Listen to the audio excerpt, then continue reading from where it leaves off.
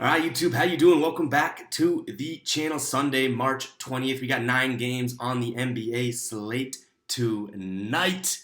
Guys, we go through each and every game. I give you my lean. I give you what I'm thinking. I give you where my head is at on the game. But as always, my final plays will be in the pinned comment, guys. And let's take a look at yesterday here. Yesterday, we went 3-1. Very necessary bounce back after our Friday night, which is an all-time bad night on the channel. I appreciate all the comments of people saying you have a lot of guts to come on here after a bad night like that. And, that's what it's all about. I'm throwing the picks out there, telling you guys what I'm riding. If I have a bad night, I'm going to come on and acknowledge it. And we're going to bounce back just like we did 3-1 yesterday. We had the Hornets money line. They ended up taking the dub. I wish that we laid, I think it was 2.5 points.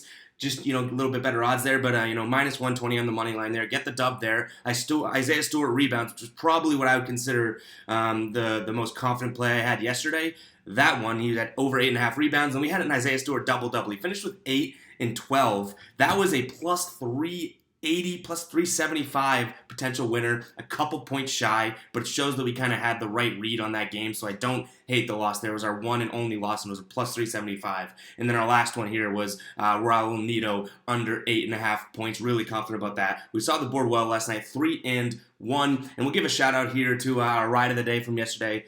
It's going to go to Dennis here, who was jumping on the Isaiah Stewart train with me. He had Isaiah Stewart over 17.5 PRAs, which he does finish with pretty easily because of that rebound line. So shout out to the OG Dennis there. But yeah, guys, we got a couple housekeeping things before we get into today's slate. As you know, we go through each and every game. Make sure to keep an eye on the pinned comment for my final plays and my player props as well. And speaking of player props, we throw player props into the pinned comment, but you got to join the Discord if you want to see the research that goes behind it and the rationale and reasoning. The Discord link will also be in the pinned comment. We have over 200 people in there now, which shout out to you guys for making that happen so fast. But make sure to check out the Discord. The link will be in there. And I guess the last announcement is we are working on a membership program for the channel. It's not going to be anything like you get premium picks or anything like that, but it's going to be more related to the idea of some sort of cool perks for you guys, like a logo next to your name in the comments, potentially being able to come on and do these videos with me. We'll pick someone random once a month, that type of thing, doing monthly merch giveaways like the Wazitive merch, because we had a Wazitive night last night,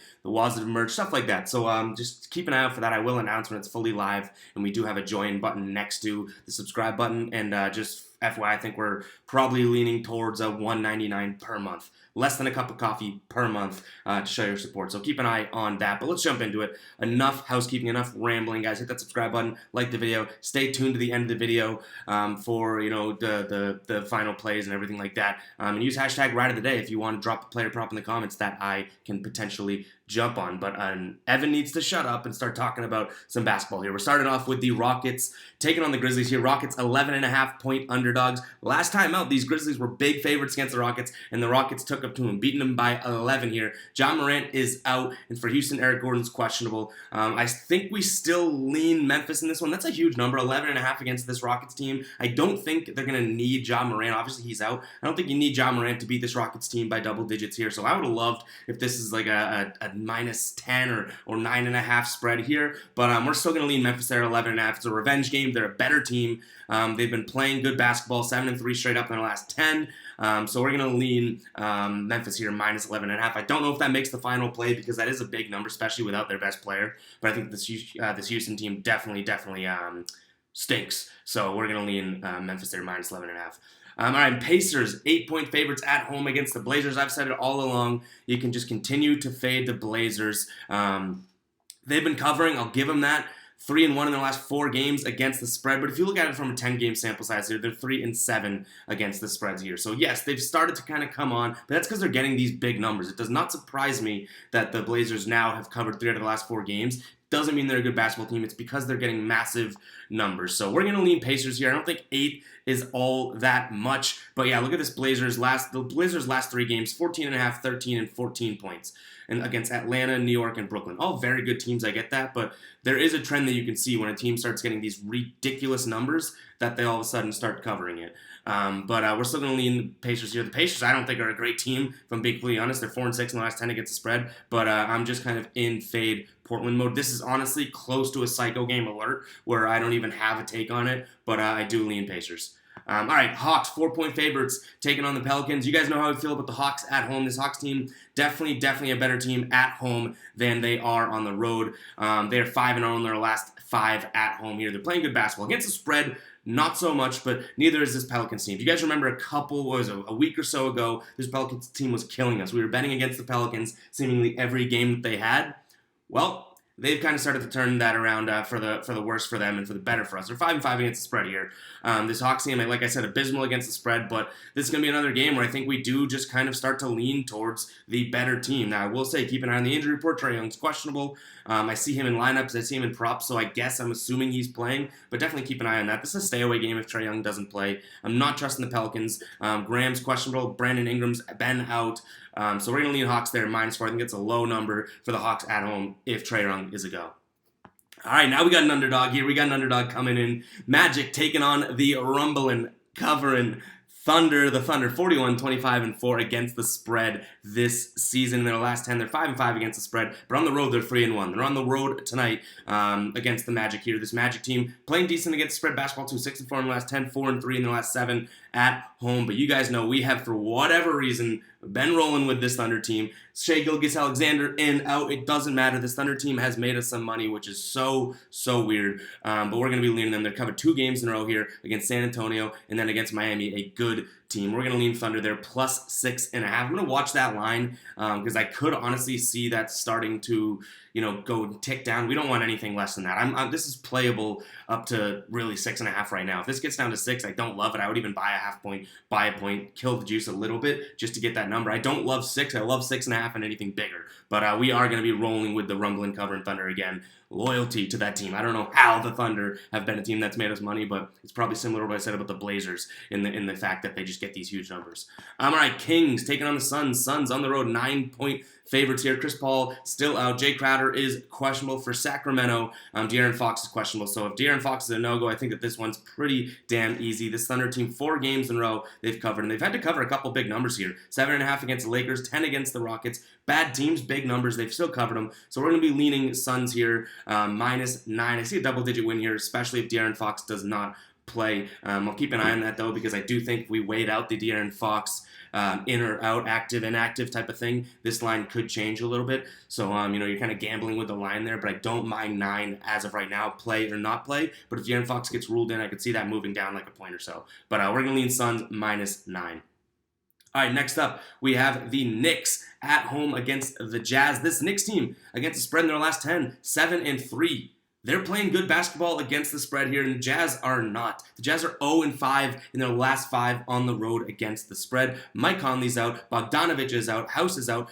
Mitchell is now upgraded to probable. Hassan Whiteside's questionable. And for New York, nothing too new. Guys that have been in and out of the lineup are still in and out of the lineup here, but New York, 2 wins in a row here. They beat Portland. They beat Washington. Nothing to, brag and write home about. But we're leaning a home underdog here. I think that the Knicks, this 4.5 points, I wish this was a 6-point spread. That would have made a lot more sense to me. But we're seeing 4.5 right now. We're leaning it. I think that could be a dummy play of the day here because this Jazz team at some point has to just click and start covering basketball games here. But this Knicks team impressed me, especially against the spread, especially at home as of late. So we are going to be leaning 2-1 in their last 3 at home. We're going to be leaning Knicks here +4.5. I don't love it. I like it. I'm going to watch that line, seeing if it gets a little bit bigger for the Knicks there, because I think a lot of money is going to come on Utah, because people are going to see the Jazz, a better team overall right now, right? Not against the spread, but a better team overall. And then the Knicks, who have struggled all year long, they're going to say 4.5 points. Easy. Let me cash that. I don't know, not so fast for me. So I'm going to watch that and see if that line can go up and up and up for us and probably take Knicks by game time. Keep an eye on the pinned comment to see if it is a final play. Before we get the last 3 games, guys, I'm going to ask you guys to hit that subscribe button, like the video, and then as always, let me know what you guys are rolling with in the comments. I love seeing that. And any feedback or ideas, what type of perks you guys would like if you were to pay $1.99 a month to join the membership here. Anything you'd be looking for, because I think it's a pretty unique idea, being able to have some members come on the show with me and talk games and go through it. I really like that idea.